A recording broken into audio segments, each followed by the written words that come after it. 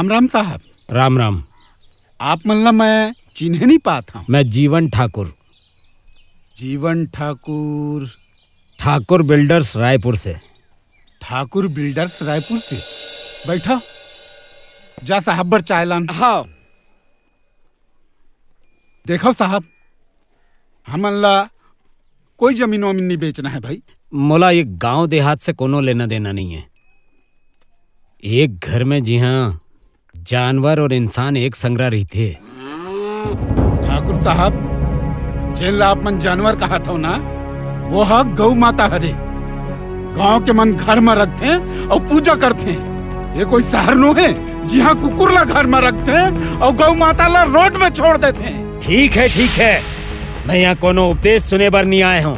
अरे जिन समय के साथ चलते ना वो तरक्की करते। मोला देख मैं कहाँ से कहाँ पहुँच गया हूँ और मोर तरक्की ले सब भोजन जल थे। शहर के मन चलत हो ही समय के साथ, लेकिन गांव के मन सबो झल्ला संग में लेके चलते।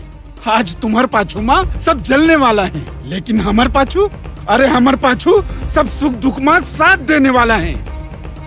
देहाती, अरे थोड़ा बाहर निकल के देख, दुनिया कहाँ से कहाँ पहुँच गए। ओए शहरिया, खूबसूरत हर चीज होते, बस देखने वाला के नजर चाहिए। मोर ख्याल से अब मोला यहाँ से चले जाना चाहिए। ठीक है, जा।